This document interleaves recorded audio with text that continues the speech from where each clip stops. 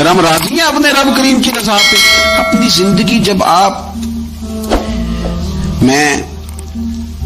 بڑی محبت سے قرب و جوار سے تشریف لاتے ہیں، میں قرآن و سنت کے بہت سارے عنوانات دیکھ کے آپ کی خدمت میں ایک بات عرض کروں، اپنی ساری توجہ اپنے رب رسول کی جانب مائل کریں.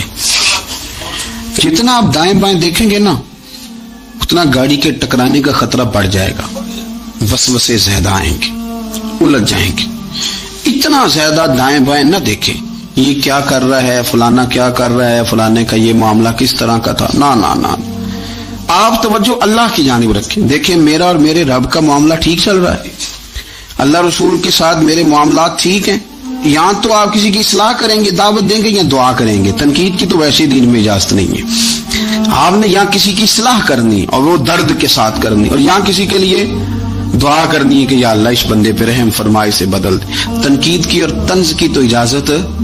اپنا معاملہ رب کریم کے ساتھ، ہماری سوچیں کس طرح کی ہیں، ہمارے اندر ماحول کس طرح کا ہے، وہ چونکہ دلوں کے حال جانتا ہے. اور نبی پاک صلی اللہ علیہ وسلم نے فرمایا نہ تمہاری جیبیں دیکھتا ہے نہ تمہارے چہرے دیکھتا ہے، وہ تو جب دیکھتا ہے تمہارا دل دیکھتا ہے.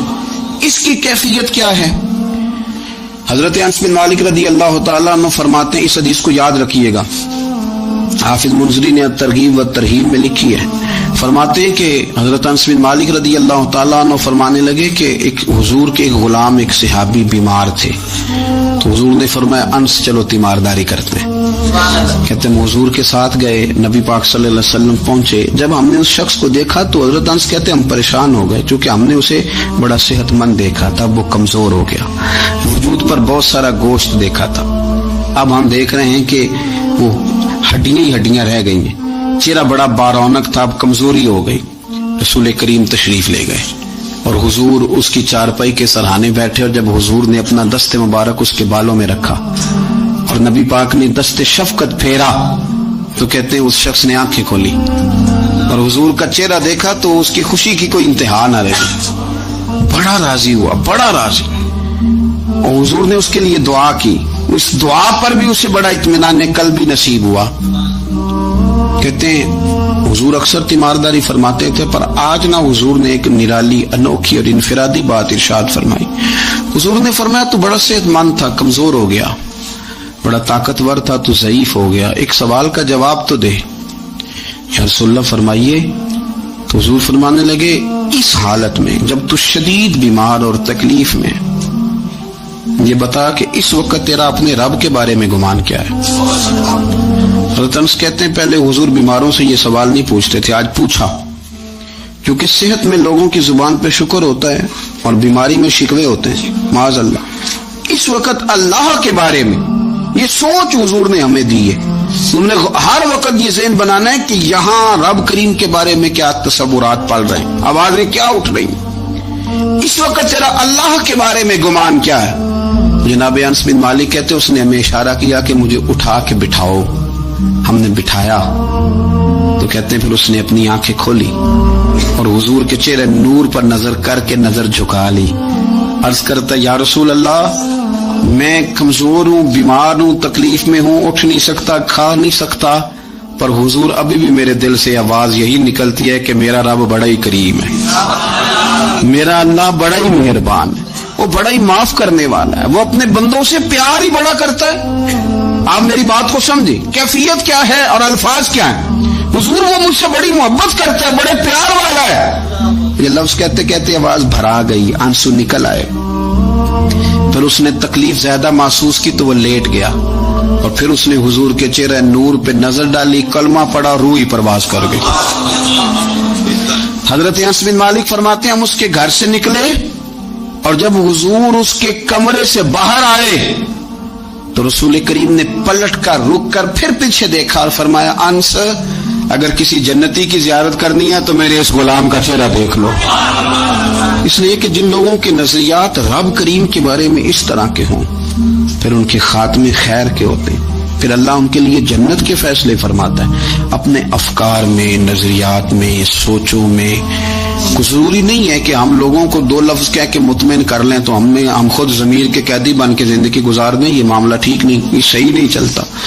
آپ اپنی قلبی واردات پر قلبی خیالات اور تصورات پر کڑی نگرانی رکھیں گے.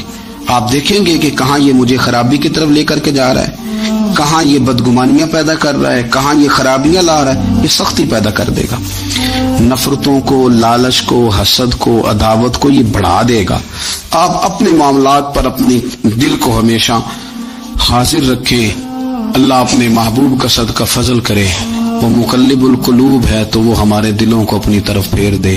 آخر دعوانا ان الحمدللہ رب العالمین. میرے رسول پاک سید عالم صلی اللہ علیہ وسلم نے میدان عرفات میں کھڑے ہو کر جب خطبہ دیا، اس خطبے میں بھی نبی پاک نے معیار عزت قائم فرمایا.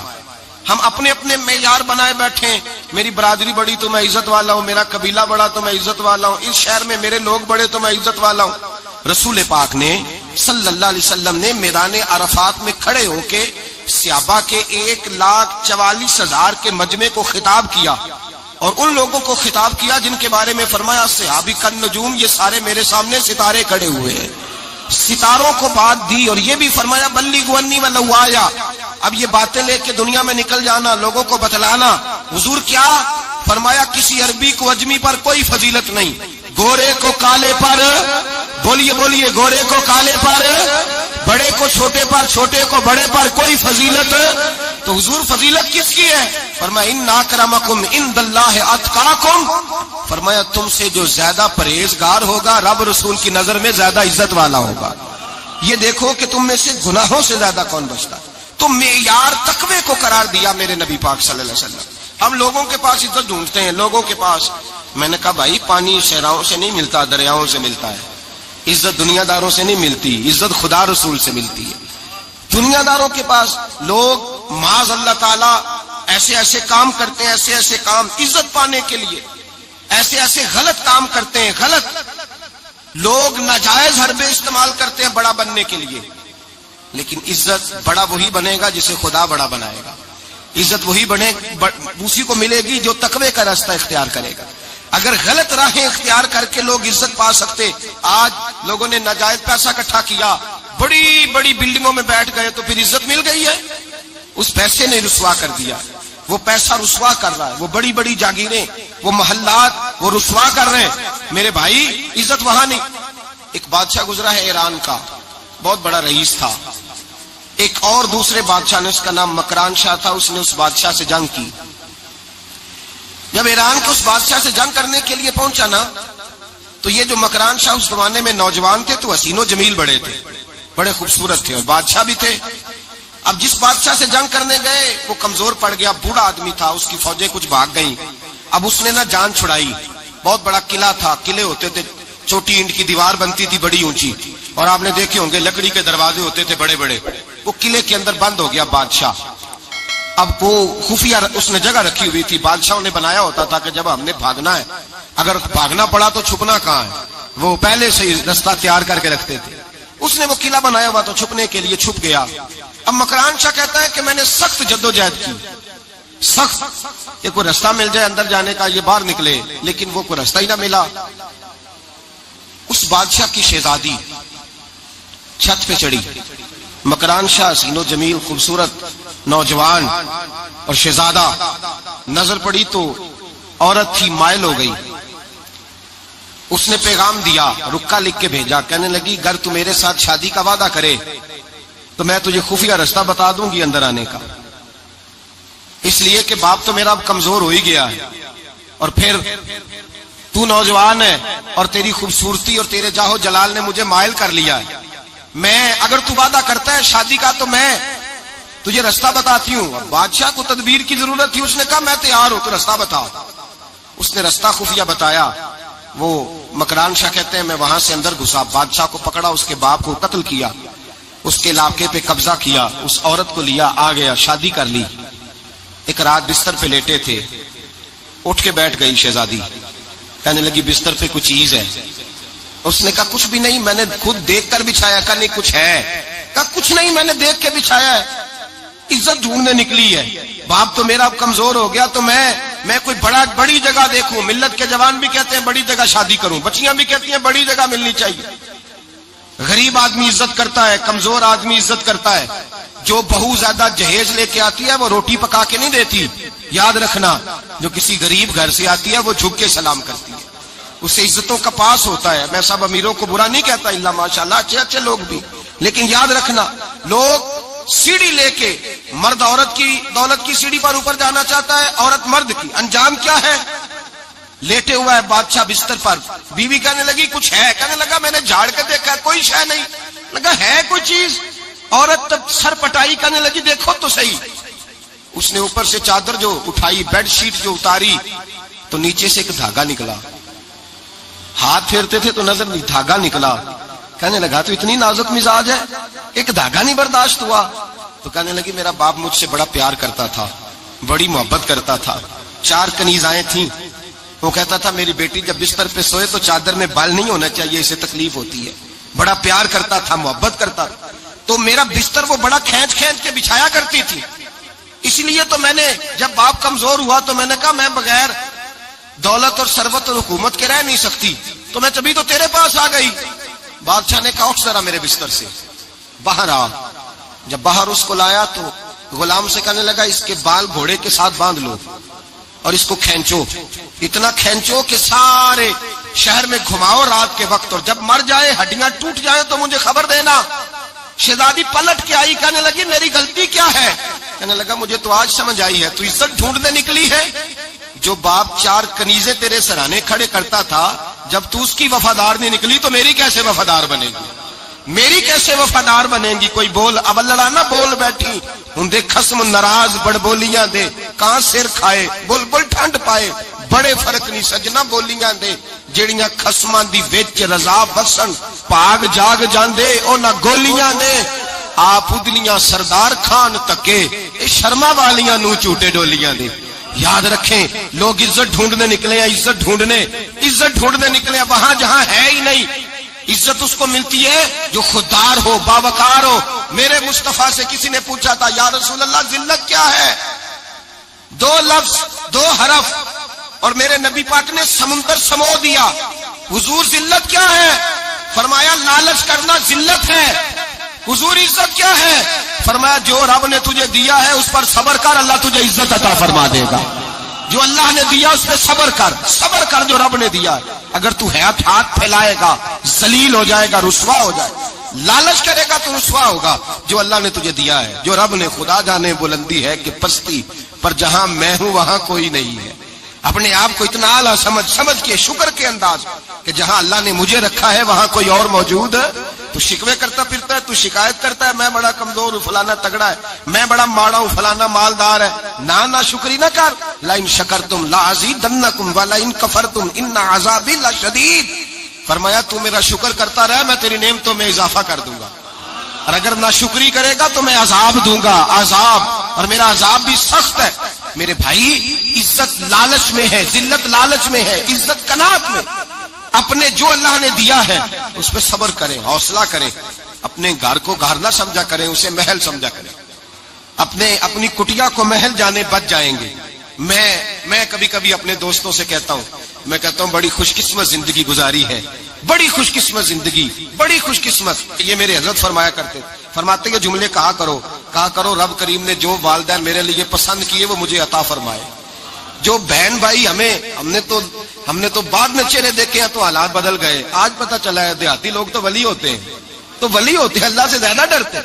یہ جو سادے لوگ ہوتے ہیں نا دیہاتوں کے، کوئی خیرات لینے والا دروازے پہ آتا تو میں مدرسے کا طالب علم تھا، میری اماں کہتی جا دے آ، تو میں کہتا اماں یہ تو ڈھونگ رچائے آیا ہے، اس کو دینا ہی نہیں چاہیے، تو اماں کہتی بیٹے اتنا ہی کافی نہیں کہ ہمارے دروازے پہ آ گیا ہے۔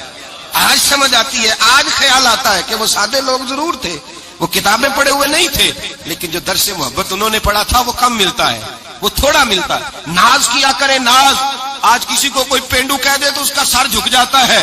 اور خدا کے بندے پینڈو ہونا تو اتنی بڑی نعمت ہے کہ میرے رسول پاک پیدا شہر میں ہوئے، پرورش جا کے گاؤں میں پائی۔ جناب عبد المطلب کہنے لگے میں اپنے پوتے کو گاؤں میں بھیجوں گا، ہوا بھی تازہ ہے، زبان بھی خالص ہے، بندے بھی خالص ہے۔ علیمہ سعدیہ جیسی سادی بی بی، اس کے ہاں پرورش پائی۔ سر اٹھا کے دیا کرو، سر اٹھا کے، عزت نہ ڈھونڈا کرو۔ وہ کیا عزت ہوئی؟ پڑوسی کو نہیں پتا پڑوسی کہاں رہتا ہے، پڑوسی کو نہیں پتا۔ اور ہم نے تو وہ بستیاں دیکھی ہیں، وہ نور بھرے شہر دیکھے ہیں، کہ کسی غریب کی بیٹی کا بیاہ ہوا ہے اور اس کا داماد آیا ہے گلی میں، تو چودھری صاحب گھوڑے سے اتر گئے ہیں اور داماد کو گھوڑے پہ بٹھا کے کہا ہے یہ صرف فلاں کا داماد نہیں، یہ ساڈے پنڈ دا جوائی ہے، یہ ہمارے گاؤں، یہ عزت ہے، یہ وقار ہے۔ اپنی مٹی پہ چلنے کا سلیقہ سیکھو، کسی کے سنگ مرمر پہ چلو گے تو پھسل جاؤ گے۔ اپنی دنیا آپ پیدا کر اگر زندوں میں ہے، عزت وہ ہے جو اللہ عطا فرمائے۔ تو ہم لوگ عزت ڈھونڈنے وہاں نکلے ہیں جہاں ہے ہی نہیں، جہاں عزت ہے ہی نہیں۔ میرے بھائی یاد رکھیں، اور سنجیدگی میں عزت ہے، یاد رکھیں۔ ہم لوگ شغل کر کے، زیادہ باتیں کر کے، آگے آگے بڑھ کے، کیمرے کے آگے ہو کے، آگے جا کے عزت حاصل کرنا چاہتے ہیں، یہ عزت نہیں۔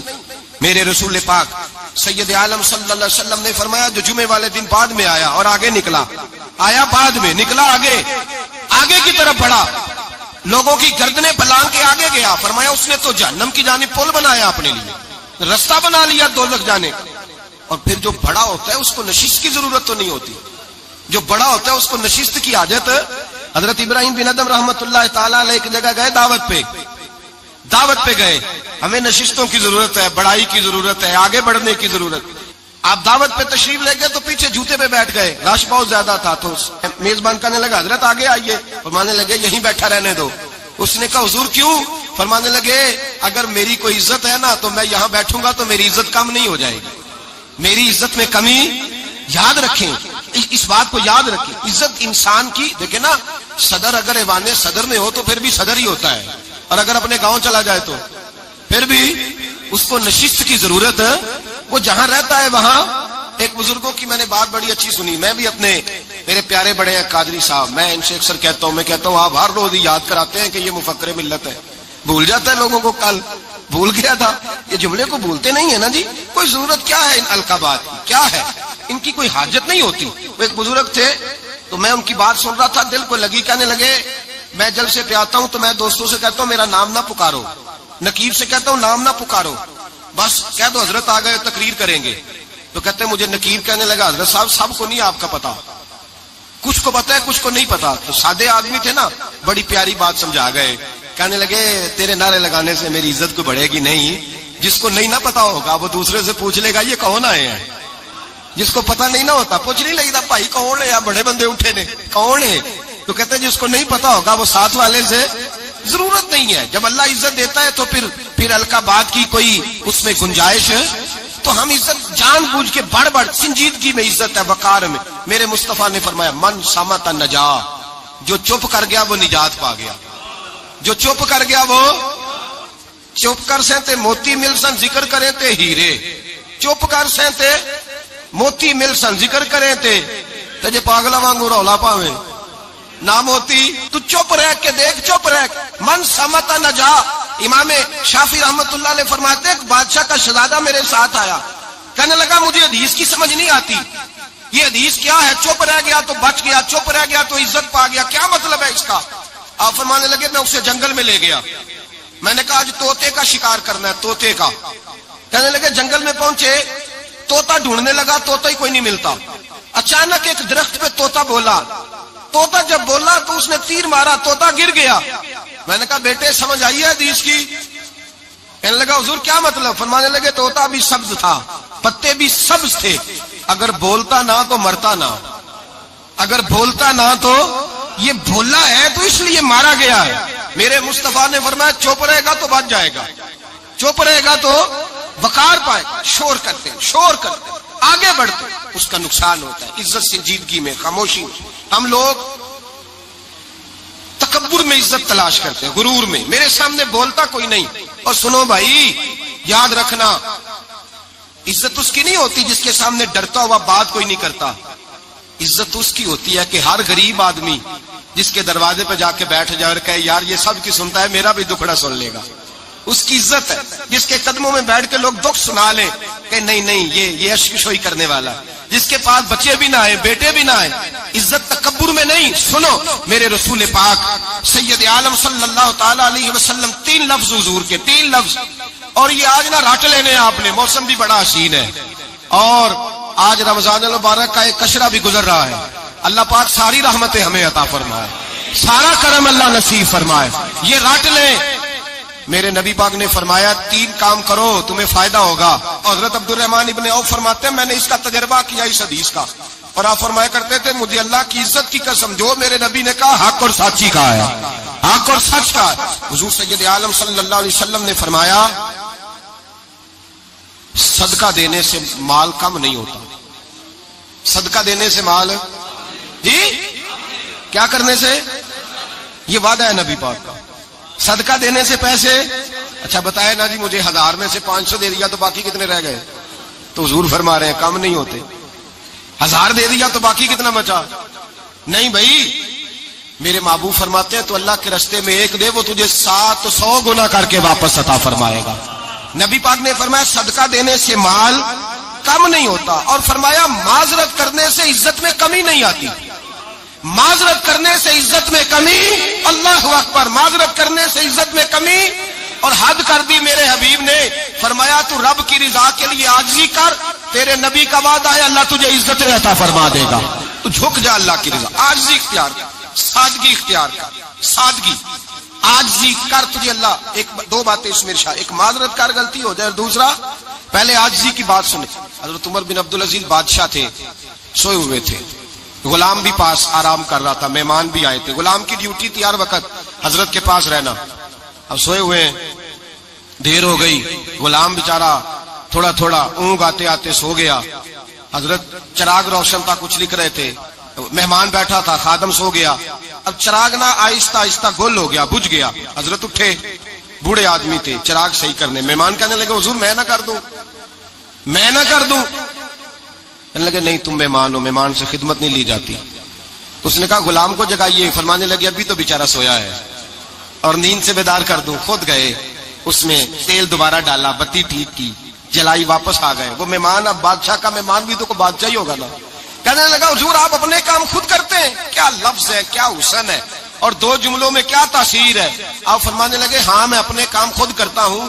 جب میں گیا تھا تب بھی عمر بن عبدالعزیز ہی تھا, اور جب چراغ صحیح کر کے واپس آیا ہوں تو پھر بھی عمر بن عبدالعزیز ہی ہوں. میرے اندر کوئی تبدیلی آئی, میں وہی ہوں جو گیا تھا.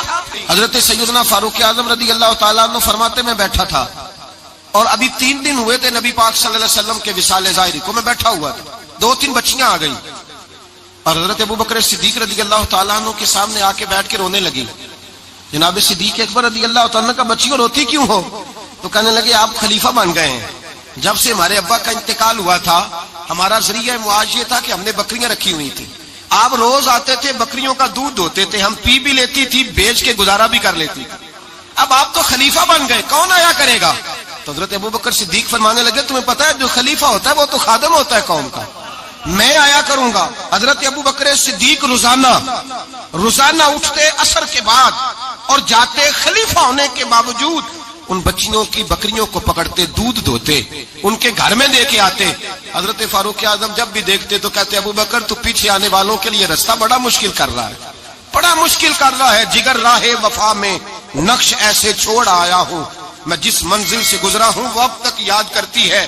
حضرت سلمان فارسی رضی اللہ تعالیٰ عنہ صوبے کے گورنر تھے, سادہ سا لباس پہن کر سادہ سا بس اسٹاپ پہ کھڑے تھے, جہاں سے لوگ اندر داخل ہوتے تھے, جہاں سواریاں باندھی جاتی تھی, آج ہم اپنے زبان میں اسے بس اسٹاپ کہتے. باہر کھڑے تھے, کوئی مہمان آ گیا کسی کا, اس نے دیکھا سادے سے کپڑے ہیں, خستہ سی حالی ہے, اس نے سمجھا کوئی کلی ہے شاید, معذل کوئی ملازم ہے. کہنے لگا وہ خادم ادھر آؤ, ادھر آؤ. آپ قریب گئے, کہنے لگے میرا سامان اٹھاؤ. امام غزالی فرماتے ہیں جب تو علم پڑھنے بیٹھتا ہے تو یہ بھی خیال کرنا تیرے اندر تکبر کا بوٹا نہ لگ جائے, عاجزی اختیار کرنا. عاجزی, سر پہ رکھا ہوا ہے سامان. حضرت سلمان فارسی نے, گورنر صاحب نے, اس آدمی کا, مہمان کا سر پہ سامان رکھا اور جا رہے. سنو اور غور کرو.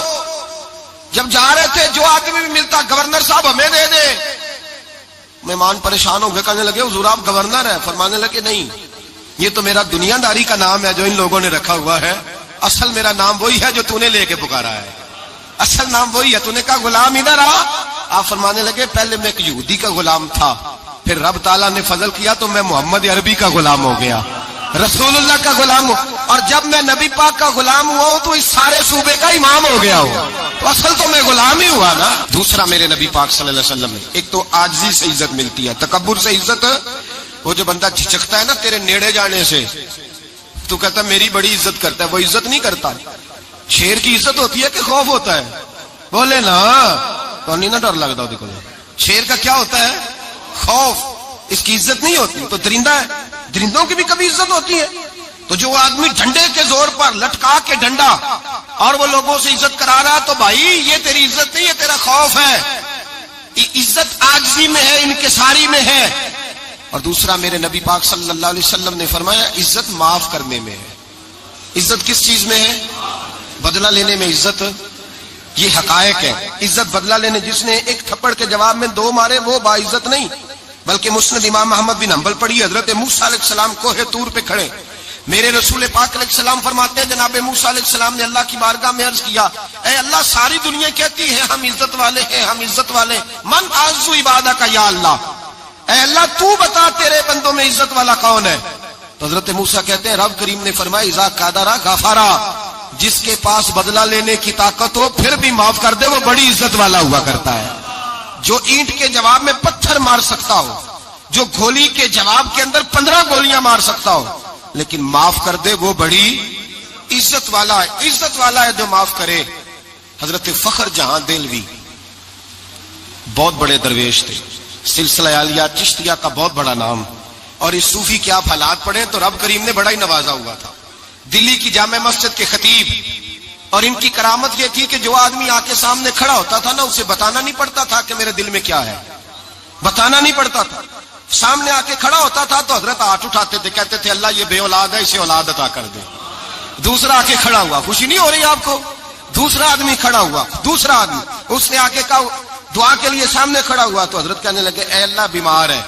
وہ کہتا میرے دل میں بات تھی مجھے بتانی نہیں پڑی. اتقوا فراست المؤمن فانه ينظر بنور اللہ. نبی پاک نے فرمایا مومن کی فراست قلبی سے ڈرا کرو، وہ تو اللہ کے نور سے دیکھتا ہے.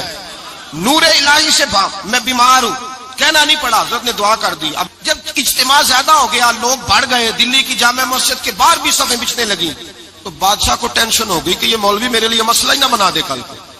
اس نے ایک سازش رچی، ایک طوائف تھی، اس طوائف کو کچھ پیسے دیے، کہنے لگے ایکٹنگ کرنی ہے، کہنے لگی فکر نہ کریں. جمعے کا دن تھا، ہزاروں کا مجمع حضرت کے پیچھے جمعہ پڑھنے آیا. حضرت جمعے کی نماز پڑھا کے سیڑھیاں اتر رہے تھے، سائلین کا رش تھا، ادھر بھی لوگ تھے ادھر بھی لوگ. حضرت جا رہے، حضرت نیچے اتر رہے سیڑھیوں سے، دائیں بائیں لوگ ہیں. وہ بی بی آگے بڑھی اور اس طرح اس نے گفتگو شروع کی جیسے بڑا پرانا جاننے والی ہے. پتہ کیا لفظ ادا کرتی ہے؟ السلام علیکم. وعلیکم السلام. کیسی طبیعت ہے؟ رات تو پھر آپ آ گئے، ملاقات ہی نہیں ہو سکی. وہ معاف کیجیے گا اس وقت اس لیے آئی ہوں کہ آپ رات کو مجھے کھوٹے سکے دے گئے تھے، کھوٹے سکے، تو میں بازار گئی ہوں تو دکاندار نے لیے نہیں، تو یہ کھوٹے سکے. وہ جو دائیں بائیں لوگ تھے نا مد و جزر ہونے لگا، جو پیار میں کچے تھے وہ تڑپنے لگے کہ ہمارا پیر رات کو کہاں ہوتا ہے. ہم نے تو کبھی پوچھا ہی نہیں، ہم تو سمجھتے ہیں حجرے میں ہوتا ہے، یہ رات کو کہاں ہوتا ہے، کہاں ہوتا ہے رات کو. جنہ اندر عشق سمایا اونا نہیں پج جانا. سارے ایسے نہیں ہوتے. جنہ اندر عشق سمایا اونا نہیں پج جانا. پاوے سونے ملن ہزارہ آسانی یار بٹاؤنا. کچھ تو کھڑے تھے، کہنے لگے جو مرضی بھی ہو جائے، جو ہم نے دیکھا وہ دیکھ ہی کوئی نہیں سکتا، کوئی جو مرضی. کچھ مد و جزر کا شکار ہے. حالات بدلنے لگے. اب وہ بی بی اس طرح گفتگو کر رہی ہے جیسے بڑی پرانی جاننے والی ہے. کہنے لگی کھوٹے سکے دے گئے تھے، دکاندار نے لیے نہیں. حضرت کے چہرے پہ کوئی شکن نہیں آیا. آپ نے اپنا ہاتھ اٹھایا، جیب میں ڈالا، الٹا پیسے نکالے اور سیدھا اس بی بی کے سر پہ رکھا. کہنے لگے بیٹی فکر والی بات کوئی نہیں، تو مجھ سے اصلی سکے لے جا، جا اصلی سکے لے جا، تیرا کام ہو جائے. اور فکر نہ کرنا، پھر بھی ضرورت پڑے نا تو آ جانا، میں اصلی سکے دے دوں گا. یہ لفظ کہہ کے حضرت نیچے اترے تو وہ دوڑی ہوئی آئی، پلٹ کے آئی، پیروں میں بیٹھی. کہنے لگی بابا تو کس مٹی کا بنا ہے، کس نور سے تیری تخلیق ہوئی ہے، کس حسین مزاج کا تو مالک ہے. میں وہ بی بی جس کو سارے لوگ گندی نظر سے دیکھتے ہیں معاذ اللہ، اور میں فلاں بادشاہ کے کہنے پر ایکٹنگ کرنے آئی طوائف، اور میں تیرے دروازے پہ تجھے بدنام کرنے آئی ہوں اور تو نے مجھے بیٹی بنا لیا ہے. آج تک کسی نے بیٹی نہیں کہا اور تو نے میرے سر پہ ہاتھ رکھ کے کہا بیٹی. یہ لفظ کہے قدموں میں گری، اٹھ کے حضرت نے سر پہ پھر ہاتھ پھیرا، اٹھی، آنسو پونچھے، نقاب اوڑا. کہنے لگی اب میں دلی والوں کو بتاؤں گی کہ فخر جہاں کی بیٹی کس طرح کی ہوا کرتی ہے. اب بتاؤں گی فخر جہاں کی بیٹی کس طرح کی ہوتی ہے. فرمایا میرا مکان اب کسی طوائف کا کوٹھا نہیں رہے گا, میں اسے مسجد بناؤں گی. اب قیامت تک وہاں سے یا درود پڑھا جائے گا یا محمد عربی کے نام کی اذانیں پڑھی جائے گی. یہ عزت ہے, یہ وقار ہے. بھائی آپ کسی کو معاف کر کے تو عزت لے سکتے ہیں, یہ بھی تو ہو سکتا تھا نا پکڑ لو اس کو, یہ تمہارے پیر پہ الزام لگانے آئی, پکڑو مارو, یہ بھی کام ہو سکتا تھا. لیکن حضرت نے معاف کیا. امام زین العابدین میرے مصطفیٰ کریم کے نواسے, امام حسین کا میدان کربلا میں بچ جانے والے اکیلے بیٹے. اور امام زین العابدین فرماتے ہیں میں اگر 1 مہینہ عمرہ کرنے نہ جاؤں تو حجر اسود میری خواب میں آتا ہے اور مجھے آگے کہتا ہے حضور میری آنکھیں ترس گئی ہیں, مجھے دیدار تو کرا جائے, دیدار تو کرا جائے. اور حجر اسود جدھر جدھر جدھر جدھر امام صاحب گھوما کرتے تھے آپ کے حالات میں لکھا حجر اسود بھی ادھر ادھر جاتا تھا طواف. اتنی بڑی شخصیت. مسجد نبوی سے نکلے تو ایک آدمی نے گالیاں دینی شروع کر دی. حضرت پہلے تیز چلتے تھے, جب وہ گالیاں دینے لگا تو آہستہ ہو گئے. وہ دیتا رہا. جب آپ کا گھر آ گیا تو آپ فرمانے لگے بھائی میرا مکان آ گیا ہے, کوئی بات اور کرنی ہو تو کر لے, میرے بچوں نے سن لیا تو تجھ سے ناراض ہوں گے. اور پھر وہ شخص کہتا جب یہ لفظ کہے نا تو مجھ پہ سختہ طاری ہو گیا, یہ کیا کہہ رہے ہیں, ہم تو دشمن کو بھی پاکیزہ سزا دیتے ہیں, یہ کیا کہہ رہے ہیں. حضرت نے کہا کوئی بات کرنی ہو تو کر لے, میرا مکان آ گیا ہے. وہ کہتا ہے میں اس بات پہ بھی سختے میں تھا.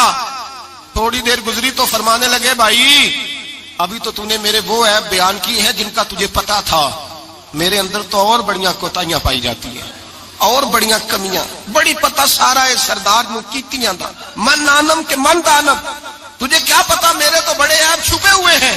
وہ شخص کہتا ہے مجھ پر دوسرا بم گرا تو پاک محبوب کا پاک نواسا, پاک فاطمہ کے پاک پوتے اندر گئے.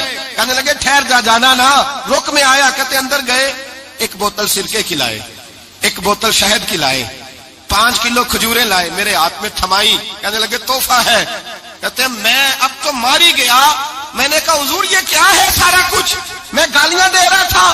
آپ فرمانے لگے جو تو کر رہا تھا وہ تیرا کردار ہے اور یہ جو میں نے کیا ہے یہ میرا کردار ہے. اس لیے کہ میرے دادا مولا علی شیر خدا حل عطا مشکل کشا, حضرت علی نے نصیحت فرمائی تھی کہ بیٹا جو گھر آئے وہ خالی ہاتھ نہیں جانا چاہیے, جو دروازے پہ آئے وہ خالی ہاتھ نہیں جانا چاہیے. حضرت پیچھے پلٹے تو وہ پیروں میں بیٹھ گیا. کہنے لگا حضور میں نے حسین کو نہیں دیکھا, میں نے علی فاطمہ کو نہیں دیکھا, میں نے مصطفیٰ کو نہیں دیکھا, پر آپ کو دیکھ کے لگتا ہے کہ ان کے اخلاق کتنے اعلیٰ ہوں گے, کتنے اعلیٰ ہوں گے. میں لعنت بھیجتا ہوں اس پر جس نے مجھے کہا تھا کہ زین العابدین کو برا کہو. کائنات میں اگر قصیدے پڑھنے چاہیے تو مصطفیٰ کی آل کے پڑھنے چاہیے, اگر تعریف کرنی چاہیے تو رسول اللہ کی آل کی کر. تیری نسل پاک میں ہے بچہ بچہ نور کا, تیری نسل پاک میں ہے بچہ بچہ نور کا, تو ہے نے نور تیرا سب گھرانہ نور کا. فرمایا آپ تو تعریف کے, تو بھائی یاد رکھیں آپ بدلہ لے کے عزت نہیں کرا سکتے, عزت تو معافی میں ہے, معافی میں عزت ہے. حضرت بایزید بستامی کے ساتھ یہودیوں کا پیشوا رہتا تھا. زیادہ تر مخالفتیں حسد کی وجہ سے ہوتی, حسد بنیادی وجہ ہوتی. قرآن مجید نے کہا محبوب تیرے ساتھ جو زیادتی کرتے ہیں معاذ اللہ بے ادبی کرتے ہیں, حسد من عند انفسہم, ان کے دلوں میں تیرا حسد ہے. حسد بنیادی وجہ ہے اختلاف, حسد ہوتا ہے جو وجہ بنتا ہے. حضرت بایزید بستامی کے پڑوس میں یہودیوں کا پیشوا رہتا تھا, آپ کی مخالفت کرتا, ساری زندگی اس نے مخالفت کی. یہودی اسے بڑا مانتے تھے, اس سے کوئی غلطی ہو گئی سارے اسے چھوڑ گئے. پہلے رئیس اعظم ہوتا تھا پھر غریب ہو گیا. ایک دن حضرت بایزید بستامی گھر آئے تو بچے کے رونے کی آواز آئی. زوجہ سے پوچھنے لگے اس کا بچہ کیوں روتا ہے, تو کہنے لگی آپ کو پتا ہے نا اب لوگ اسے چھوڑ گئے ہیں تو گھر میں دیا نہیں جلتا, بچہ چھوٹا ہے اندھیرے میں روتا ہے. رات گہری ہو گئی تو حضرت بایزید نے اپنے گھر سے دیا اٹھایا, اپنے گھر سے دروازے پہ دستک دی. وہ باہر آیا تو جناب بایزید کا انداز کیا ہے, اس نے مخالفت کی زندگی بھر. انداز کیا ہے, باہر آتے ہی نا آپ فوراً اس کو بولنے نہیں دیا. کہنے لگے بھائی سن لے, میں پہلے بھی آ سکتا تھا, دیر سے اس لیے آیا ہوں کہ گلیاں سنسان ہو جائیں, لوگ سو جائیں, تجھے اور مجھے کوئی نہیں دیکھ رہا ہے کہ میں ہوں دوسرا تو ہے, اور تو مجھے اچھی طرح جانتا ہے. بایزید وہ نہیں کہ جو نیکی کرے گا اور دنیا کو بتائے گا, میں تیرا راز بھی رکھوں گا. اور بچے تو معصوم ہوتے ہیں نا. فرمایا میرے بڑے ہو گئے تیرے چھوٹے ہیں, یہ پکڑ لے دیا گھر میں لے جا, اور میرا وعدہ ہے کسی کو ساری زندگی اس نے مخالفت کی. وہ شخص کہتا ہے مجھے بولنے کا موقع ہی نہ دیا, دیا دے کے چلے گئے. اگلی شام پھر آئی, رات گہری ہوئی تو پھر دروازے پہ دستک ہوئی. میں باہر گیا, نیا چراغ, نئی بتی, نیا دیا. کہنے لگے دیکھ کوئی نہیں دیکھ رہا, میں اس وقت آیا ہوں جب تنہائی ہو, اور تو مجھے جانتا ہے میں غلط بات بھی نہیں کرتا, یہ دیا رکھ لے, میں کسی کو بتاؤں گا بھی نہیں. کہتے چلے گئے.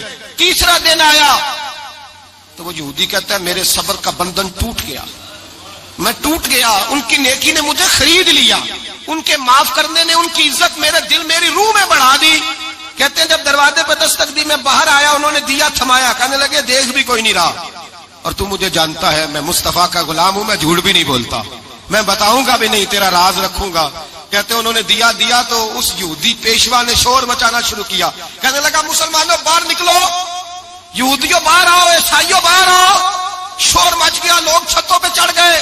کیا ہوا کیا ہوا؟ کہنے لگا یہ بایزید ہے, میں یہودیوں کا پیشوا ہوں, میں نے ساری زندگی جھوٹے الزام لگائے, ساری زندگی اس کو بدنام کرنے کا ہر حربہ استعمال کیا, جو مجھ سے بن سکتا تھا میں نے کیا. پر یہ عجیب شخص ہے, یہ پرسوں بھی مجھے دیا دے گیا ہے, آج بھی دے گیا ہے, کل بھی دے گیا ہے, میں ساری زندگی اسے رلاتا رہا, اور اس نے میرا چھوٹا سا بچہ بھی میرے بچے کا رونا بھی اس سے برداشت نہیں ہوا.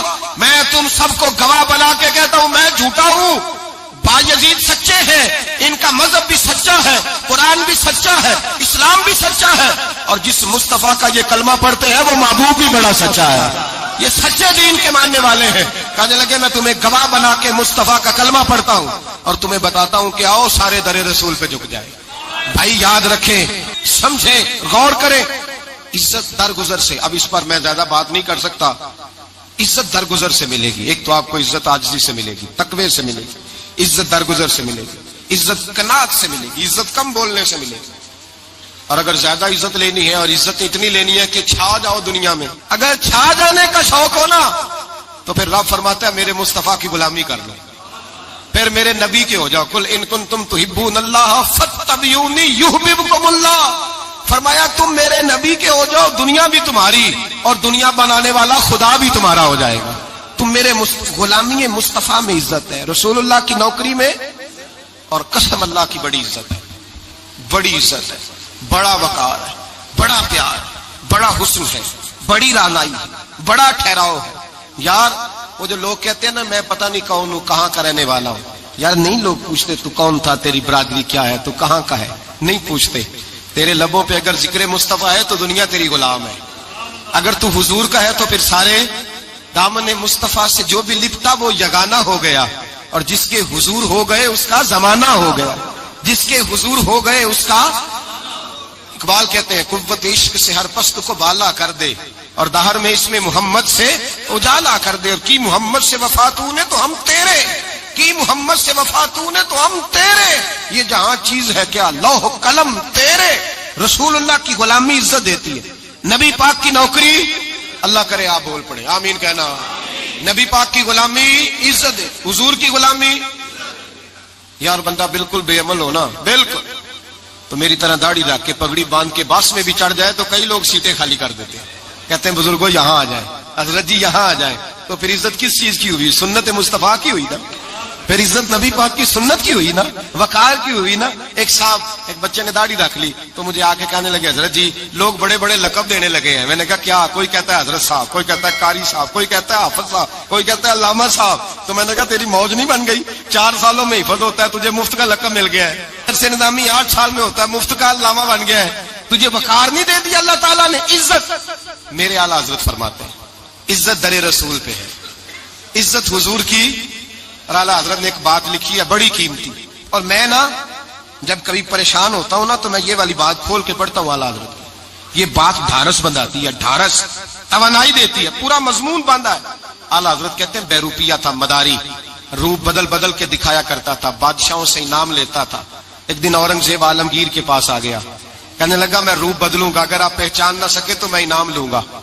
آپ نے فرمایا میں کوئی ایسے ویسا بادشاہ نہیں, کہا مجھے دھوکہ دینا مشکل ہے, کہا نہیں میں روپ بدلوں گا. حضرت اورنگزیب عالمگیر بڑے نیک بادشاہ گزرے, بڑے پرہیزگار آدمی, وہ بے روپیہ کہنے لگا میں روپ بدلوں گا, آپ نہیں پہچان سکیں گے. فرمایا چل جتنا تیرے اندر زور ہے لگا لے.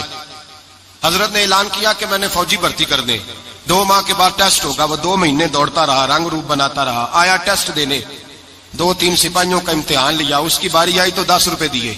ہم نے کسی فضیلت والے کی فضیلت کو تسلیم کرنے سے انکار کر دیا، ہم نے کسی بڑائی والے کی بڑائی کو تسلیم کرنے سے انکار کر دیا، ہم نے حسد کیا، ہم نے لالچ کیا، ہم حریص ہوئے۔ اس کا نقصان یہ ہوا کہ لوگ ایک دوسرے کے پاس رہتے ہوئے پاس نہیں رہتے، ایک دوسرے کے ساتھ وقت گزار رہے ہوتے ہیں لیکن ان کے بارے میں رویے ان کے سخت ہوتے ہیں، لب و لہجہ تلخ ہوتا ہے، جب وہ کسی کے بارے میں بے لاگ تبصرہ پوچھا جائے تو غلط باتیں کریں، رشک کریں۔ دیکھیں نا حضرت ابو بکر صدیق رضی اللہ، حضرت عمر فاروق رضی اللہ، ساری زندگی دوڑ لگی رہی۔ حضرت عمر کہتے میں نے ساری زندگی دوڑ لگائی ہے کہ ابو بکر سے آگے گزر گیا، لیکن یہ دوڑ حسد والی نہیں، یہ رشک والی۔ فرماتے میرا دل کرتا تھا کہ میں نیکیوں میں ابو بکر سے آگے گزر جاؤں، حضور کے عشق میں ابو بکر سے آگے گزر جاؤں، نبی پاک علیہ السلام کی اولاد کی محبت میں ابو بکر سے آگے گزر جاؤں، میں نا خیر کے کاموں میں آگے گزروں۔ کہتے میرا ساری زندگی رشک کا رشتہ رہا۔ یہ رشتہ شاندار ہے، اس پر عمل کریں، اس پر توجہ کریں، بجائے اس کے کہ یہ کہنا کہ استاد جی کا فلانے سے زیادہ پیار ہے۔ پیار کی وجوہات تلاش کر، مرشد فلانے پہ نظر رکھتے ہیں تو میرے بھائی وہ نوٹوں کی وجہ سے نظر نہیں رکھتے، تو وجہ تو تلاش کرنا، وجہ کیا ہے؟ تو اپنے آپ کو اس طرح کا بنا، اس طرح کی کیفیات پیدا کر اپنے اندر۔ ہم کیا کرتے ہیں کہ رشک کرنے کی بجائے حسد کرتے ہیں۔ حسد نہیں کریں، اپنے آپ کو سنواریں، وہ رشک کی وجہ سے آپ سنوار سکتے ہیں۔ نبی پاک علیہ السلام کی پیاری زوجہ ام المومنین سیدہ عائشہ صدیقہ، بڑی شان ہے اس خاتون کی، بڑی عظمت ہے ان راہوں کے صدقے جن رستوں سے سیدہ پاک کی سواریاں گزرا کرتی ہیں۔ کیا درجہ اللہ نے دیا ہے سیدہ عائشہ صدیقہ کو۔ کہتی ہیں حضور کا وصال میری گود میں ہوا ہے، اور مولا علی شیر خدا فرماتے ہیں میں نے حضور کو سب سے زیادہ عائشہ صدیقہ سے پیار کرتے ہوئے دیکھا، اور عائشہ صدیقہ رضی اللہ تعالیٰ عنہ فرماتی ہیں میں نے حضور کو سب سے زیادہ فاطمہ الزہرا سے پیار کرتے دیکھا۔ یہ الگ ماحول ہے ان کا آپس میں۔ تو حضرت عائشہ صدیقہ اتنا بڑا مقام، لیکن وہ فرماتی ہیں میں نے ساری زندگی سیدہ خدیجہ الکبریٰ پہ رشک کیا۔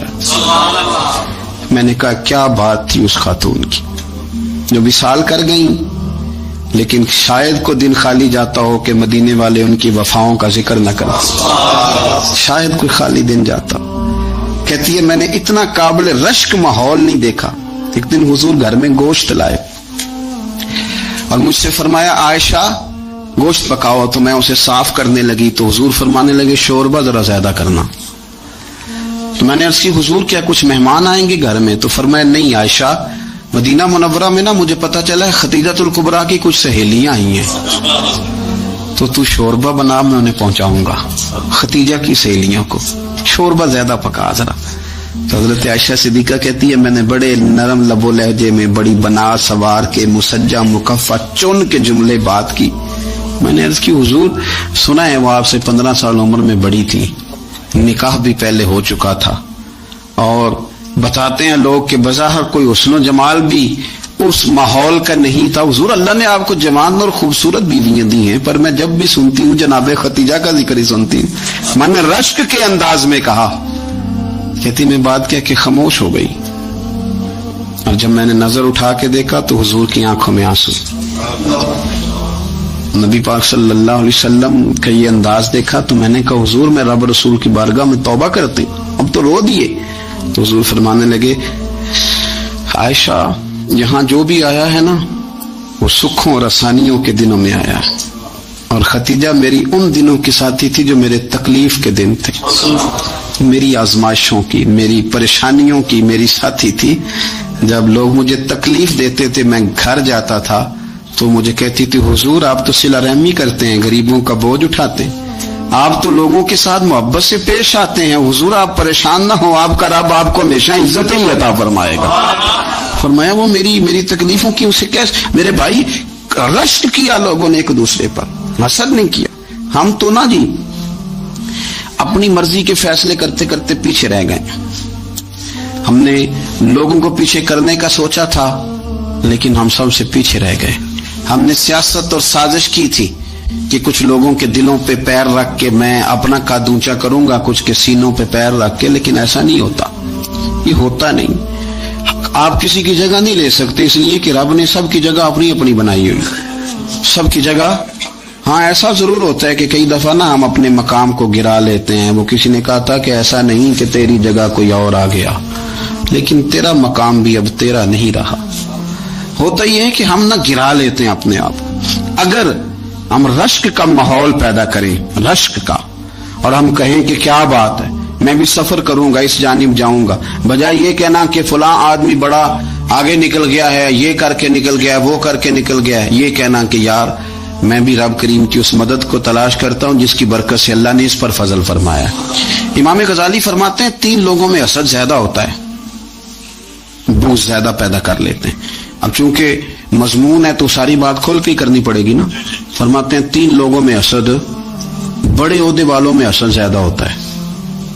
یعنی صوبائی وزیر کہتا ہے کہ حق میرا ویسے وفاقی وزیر کا تھا، اور وفاقی وزیر کہتا ہے کہ جتنا میرا تجربہ ہے نا مجھے بنایا وزیر اعظم ہی جاتا تو بات ٹھیک تھی۔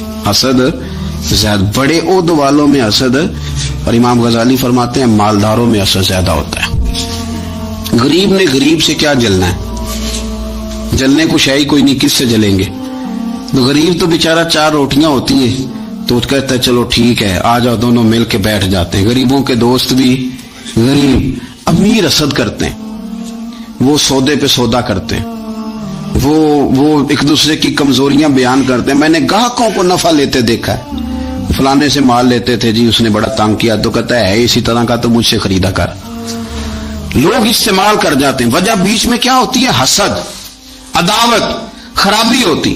اور تیسری بات امام غزالی نے شاید میرے لیے کہی ہے، امام غزالی فرماتے ہیں علماء میں حسد بڑا ہوتا ہے، عہدیداروں میں، مالداروں میں اور علم والے لوگوں میں۔ وہ بھی اللہ کی تقسیم پر راضی نہیں ہوتے، چونکہ وہ سمجھتے ہیں مجھے یہ لفظ آتے ہیں، میری قابلیت زیادہ ہے، میں زیادہ پڑھا لکھا ہوں، تو یہ منصب بھی میرا تھا، یہ کام بھی میرا تھا، یہ بھی میرے پاس ہونی چاہیے۔ ایسا نہیں ہوتا، یہ تو رب کریم کی عطا ہے۔ میں کئی دفعہ کہہ چکا ہوں کہ کام لینے پہ آئے تو میرے جیسے بیکار آدمی سے کام لے لے، یہ اس کی عطا ہے۔ اب ہمیں کرنا کیا ہے؟ ہمیں اس کی تقسیم پر راضی رہنا ہے، اس کی تقسیم پر قربان جائیں۔ رسول پاک علیہ السلام سے صحابی نے پوچھا حضور عزت کیا ہے؟ فرمایا جو رب نے تجھے دیا اس پہ راضی ہو جا، اللہ عزت عطا کر دے گا۔ قناعت کر، جو اللہ نے تجھے دیا اس پر قناعت کر، اللہ تجھے عزت دے دے گا۔ حضور ذلت کیا ہے؟ فرمایا لوگوں سے لالچ نہ رکھنا، تو ذلیل ہو جائے گا، لالچ نہ کر۔ تیزی کے ساتھ پرموٹ ہوتی ہیں چیزیں، ہمیں سازش کرنی آتی ہے، ہمارا خیال ہوتا ہے کہ میں نے دوسروں کے پیسوں پہ کاروبار کرنا ہے، ہمارا خیال ہوتا ہے کہ پالٹی ڈال کے روٹی کھانی ہے، ہمارا خیال ہوتا ہے کہ کسی بندے کو کس طرح استعمال کرنا ہے۔ یاد رکھ لینا، کبھی بات نہ بھولنا، جو لوگوں کو استعمال کرنا چاہتا ہے وہ ساری زندگی استعمال ہوتا رہتا ہے۔ جو کسی شخص کو کسی مقام پر رسوا کرنا چاہتا ہے اپنی عزت بچا نہیں پاتا۔ جو آدمی لوگوں کو حقیر جانتا ہے اللہ اسے کبھی عزتیں عطا نہیں کرتا، وہ گڑھوں کے اندر گرتا چلا جاتا ہے۔ یاد رکھیں جو عزتیں دینی شروع کر دے رب اسے باعزت بنا دیتا ہے، جو پیار کرنا شروع کر دے معاشرے میں لوگ اس سے پیار کرنے لگ جاتے ہیں۔ جو کسی دیکھیں اگر ہم وہاں سے مانگے جہاں سے سب کو ملتا ہے تو پھر بندوں پر اتنی نظر رکھنے کی ضرورت باقی رہتی نہیں ہے۔ ادھر دیکھیں رشک کریں گے تو لالچ سے بھی بچیں گے، حسد سے بھی بچیں گے۔ بخاری مسلم میں حدیث ہے، حضرت ابو ہریرہ رضی اللہ تعالیٰ عنہ کہتے ہیں حضور کی بارگاہ میں حاضر تھے تو کچھ غریب لوگ حاضر ہوئے، غربا۔ انہوں نے عرض کی یا رسول اللہ صلی اللہ علیہ وسلم ایک گزارش کرنے آئے۔ حضور نے فرمایا کہو۔ یا رسول اللہ امیر تو ہم سے آگے نکل گئے۔ حضور نے فرمایا کس بات میں؟ عرض کی حضور نمازوں میں نہیں ہم گزرنے دیتے، اتنے نفل وہ پڑھتے ہیں اتنے ہم بھی پڑھ لیں گے۔ صحیح بتانا صحیح، آج کل یہ نمازوں کا مقابلہ بھی ہے کہ نفل میں نے زیادہ پڑھنے، عبادت میں نے۔ ہمارے سب رحمت اللہ علیہ فرمایا کرتے تھے آستانوں پہ گدی نشینوں کا تو رولا ہوتا ہے، اللہ اللہ کرنے کا رولا نہیں ہوتا۔ یہ تو شور ہوتا ہے کہ سجادہ میں ہوں سجادہ، اور سب نے کوئی نہ کوئی کہانی سنائی ہوتی کہ نہیں ابا جی مجھے کہہ گئے تھے کان میں، دوسرا کہتا نہیں مجھے لکھ کے دے گئے تھے، تیسرا کہتا تمہیں تو پتہ ہی نہیں، تم تھے ہی نہیں، عمرے پہ تو میرے ساتھ گئے تھے۔ جو میرے ساتھ ان کا معاہدہ ہوا وہ خانہ کعبہ میں ہوا ہے، لہذا میرا پہلا نمبر ہے۔ سب کے پاس کوئی نہ کوئی معاملہ ہوتا ہے. یہ سارے کام کوئی ضروری نہیں. ضروری کیا ہے کہ وہ جو کہتے تھے کرو، جس نے سب سے زیادہ کر کے دکھایا وہ زیادہ جانشین ہے. وہ زیادہ جانشین ہے جس نے زیادہ کر کے دکھایا. معاملہ تو یہ ہے کہ اس رستے پہ کس کس نے چلنا ہے. لوگ تو سجادہ نشینی سے بھاگا کرتے تھے، بھاگتے تھے. حضرت ابو بکر صدیق رضی اللہ تعالیٰ عنہ کا وصال ظاہری ہوا تو حضرت عمر خلیفہ بنے. تیسرا دن تک خلیفہ بنے ہوئے. 2-3 چھوٹی چھوٹی بچیاں آ گئی. چاچا جان آپ خلیفہ بنے؟ فرمایا ہاں. چلو پھر عصر کے بعد ابو بکر ہمارے گھر جاتے تھے. فرمایا پتر تمہارے گھر کیا ہے؟ کہنے لگی ہم یتیم ہیں، ہمارا بھائی کوئی نہیں. ابو بکر روز عصر کے بعد آتے تھے، ہماری بکریوں کا دودھ دھو کے ہمیں دے جاتے تھے. کچھ بیچ کے گزارا کر لیتی تھی، کچھ پی لیتی تھی. چچا 3 دن ہو گئے، میری اماں بھی روتی ہے، بہنیں بھی روتی ہیں، آپ چلیں گے؟ تو جناب سیدنا عمر فاروق کہتے ہیں میں نے دستار سر پہ رکھی اور پٹکا میں نے اپنے کندھے پہ رکھا. بیٹیاں آگے آگے، میں پیچھے پیچھے روتے جا رہے. ایک صحابی نے پوچھا عمر کیوں رو رہے ہو؟ کہنے لگے یار یہ ابو بکر کتنا مشکل رستہ دے کے گیا، کتنا مشکل رستہ ہے اس کے طریقے پہ چلنا. یہ لوگ تو سجادہ نشینی اتنا کٹھن کام تھا، لوگ بھاگا کرتے تھے. شوق آ گیا. اب رسول کریم علیہ السلام کے حضور ناز حاضر ہو کے عرض کی حضور امیر آگے گزر گئے، نمازوں میں نہیں ہم گزرنے دیتے، ہم ان سے زیادہ پڑھیں گے. نفلوں میں نہیں گزرنے دیتے، زیادہ پڑھیں گے. یا رسول اللہ صلی اللہ تعالی علیہ وسلم ہم انہیں نا تلاوت قرآن پاک میں نہیں آگے گزرنے دیں گے، وہ ہم زیادہ پڑھیں گے. لیکن حضور وہ مالدار ہیں، غلام آزاد کرتے ہیں، صدقات کرتے ہیں، خیرات، اس کا ہم کیا کریں؟ حضرت سیدنا ابو ہریرہ فرماتے ہیں کہ جواب تو حضور نے بعد میں دینا تھا، اور جب ان کا سوال ختم ہوا تو میں نے حضور کا چہرہ نور دیکھا تو رسول پاک کا چہرہ خوشی سے کھلتا ہوا مجھے نظر آیا. گویا یہ جو رشک ہے نا کہ نیکی میں آگے گزرنا، یہ حضور کو اتنا پسند آیا کہ ان کے سوال سے حضور بڑے راضی ہوئے. کریم فرمانے لگے، حضور فرمانے لگے میں تمہیں ایک وظیفہ بتاتا ہوں، تم وہ پڑھو، امیر جتنی بھی نیکیاں کریں گے نا اللہ تمہیں ان کے برابر ثواب دے دے گا. لے لو نسخہ، یہ کرو کام. یا رسول اللہ بتائیں؟ فرمائے رات کو نا 33 بار سبحان اللہ پڑھا کرو، 33 بار الحمدللہ پڑھا کرو، 34 بار اللہ اکبر پڑھا کرو. اب جتنی بھی نیکیاں امیر کریں گے نا تمہارے وظیفے کی برکت سے اللہ تمہیں ان کے برابر ثواب عطا کر دے. اب جناب ابو ہریرہ کہتے میں نے ان کے چہرے دیکھے تو مجھے یوں محسوس ہوا کہ جس طرح کسی بندے کی کھوئی ہوئی رقم مل جائے تو وہ راضی نہیں ہوتا. کھوئی ہوئی رقم مل جائے تو بڑا جیسے کوئی اس کے ہاتھ، چلیں اپنا ترجمہ کر لیتے ہیں، کمیٹی نکلنے پہ نہیں بندہ بڑا راضی ہوتا کہ 11 مہینے سے دے رہا تھا، 10 مہینے سے چلو نکل ہی آئیے، شکر ہے اللہ کا. بڑا خوش ہوتا ہے بندہ، بڑا راضی ہوتا ہے. اس طرح ان لوگوں کے چہرے کھل اٹھے. کیا بات ہے حضور، بس اب نہیں ہم گزرنے دیتے. گھر چلے گئے، وظیفے پڑھنے لگے. کچھ دنوں کے بعد ان میں سے کچھ لوگ واپس آئے. حضرت ابو ہریرہ کہتے ہیں مجھے چونکہ وہ پرانی بات یاد تھی تو میں دلچسپی سے ان کا آنا جانا دیکھنے لگا. وہ کریم کی بارگاہ میں آ کے بیٹھے تو ان میں سے ایک شخص بڑی پریشانی کے ساتھ کہنے لگا حضور بڑی پریشانی لگ گئی. فرمایا کیا ہوا؟ عرض کی یا رسول اللہ صلی اللہ علیہ وسلم وہ جو آپ نے وظیفہ بتایا تھا نا، میرے کچھ پڑوسی امیر ہیں وہ تو انہوں نے بھی سن لیا ہے. حضور رات میں نے سنا ہے وہ مالدار بندہ ہے، صدقے خیرات بھی بڑے کرتا ہے، غلام بھی بڑے آزاد کرتا ہے، پر وہ بھی سوتے وقت 33 بار سبحان اللہ پڑھ رہا تھا. وہ تو اس نے بھی سن لیا حضور، وہ بات یہاں سے نکلی ہے، جانے کہاں کہاں پہنچی ہے، تو وہ بھی پڑھ رہا تھا. حضور اب کیا بنے گا؟ تو کہتے ہیں اس کے سوال پر بھی میرے حضور بڑے ہی مسکرائے. باقاعدہ دہک ہو گیا حضور کے، دہک ہو گیا. سرکار کھول کے نہیں مسکراتے، لیکن آج حضور اتنا مسکرائے کہ میں نے حضور کے مقدس دانتوں کی زیارت کر لی. دہک ہو گیا باقاعدہ حضور کا. حضور فرمانے لگے انہوں نے بھی سن لیا حضور، اور سن کے پڑھنا بھی شروع کر. اب بات کو سمجھیں کہ کسی امیر نے یہ نہیں کہا کہ یہ تو غریب کے لیے وظیفہ تھا. میں کہتا ہوں اللہ اللہ کا مزاج ہی نہیں. مزاج یہ کہ سیاست کیسے کرنی ہے، چکر کیسے چلانا ہے، کوئی کہانی کیسے سنانی ہے. ادھر ان کو ملا، حالانکہ بات تو غریبوں سے ہو رہی تھی. حضور تو انہوں نے بھی پڑھنا شروع کر دیا. اب میں ہم کیا کریں؟ تو رسول کریم نے فرمایا وہ بھی پڑھ رہے ہیں، حضور پڑھ رہے ہیں، تو فرمایا ذالک فضل اللہ یؤتیہ من یشاء. بھائی پھر یہ تو اللہ کا فضل ہے نا، وہ جسے چاہے عطا کرے. اب یہ حضور نے کہہ دیا تو حضرت ابو ہریرہ کہتے ہیں میں نے پلٹ کر ان لوگوں کے چہرے دیکھے، قربان جائیں میں نے پھر ان کے چہروں پر اطمینان دیکھا، میں نے سکون دیکھا، اس لیے کہ وہ سمجھ گئے جب رب فضل کرے تو پھر فضل کے معاملے میں اللہ کے بندے بحث نہیں کیا کرتے.